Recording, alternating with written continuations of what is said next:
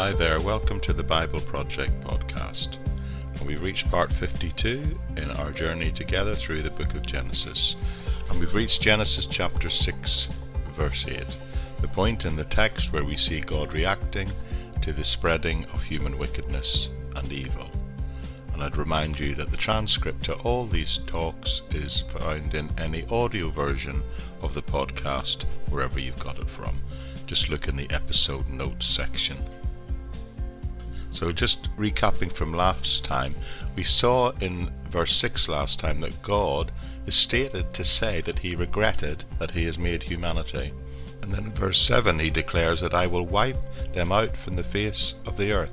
Now back in chapter 1, God saw the creation and said that it was good. But now in chapter 6, he sees what's happening to his creation and he says that it's bad. In fact, he regrets that he's even made humanity. He sees and declares that every inclination of the thoughts of the human heart is on evil all the time. So the Lord looks upon the earth and sees wickedness everywhere. And he's sorry that he's made mankind on the earth, and it's described in the King James as he's grieved in his heart. You see, God was sorry that he'd made humans because humanity had become so sinful that they didn't even want a relationship anymore with their Creator. They insisted on living lives independent of God and consequently destroying themselves in sin. And God is hurt by the wickedness he sees around him. Now consider that. God is not a robot. We know that he's a personal, emotional, living being. So he's not just a static moral principle, as some would try and teach. He transcends us, he's far above us, yet he is affected by us. He is emotionally connected and affected by what we do, to the point of being pained by our rebellion and sin. It grieves his heart. What a powerful phrase that is. So he speaks now, and he says here in verse 7, I will wipe from the face of the earth the human race I have created. Now this decision to destroy life on the earth is not a cold, calculated decision. This is not a tyrant acting arbitrarily. This is God deeply hurt, grieved over what is happening. Man has fallen and lost the purpose for which he was created. And there's nothing else that God can do but start all over again. And I submit to you that that was very bad news indeed.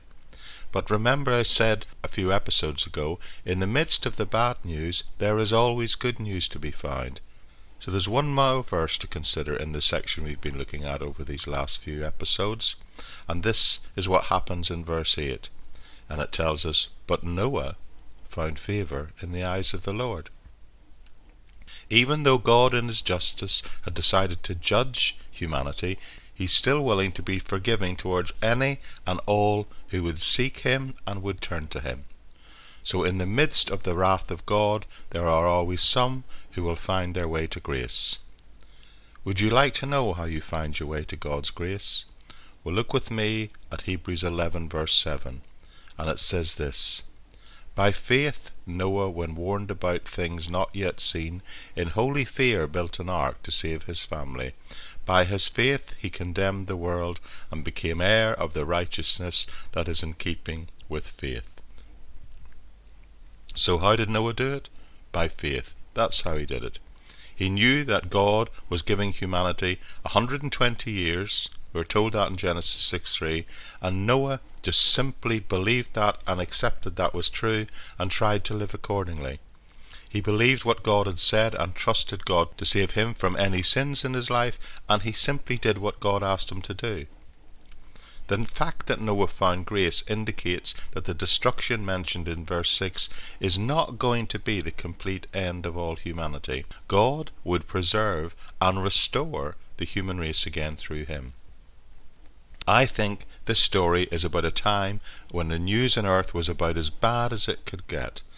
But where God is concerned, what this tells me that even in the midst of a world full of bad news, there is always good news.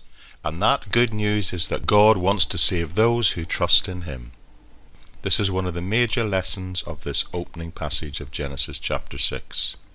But there are, as I said earlier, two major lessons to the story, and we shall look at the second of those major lessons next time.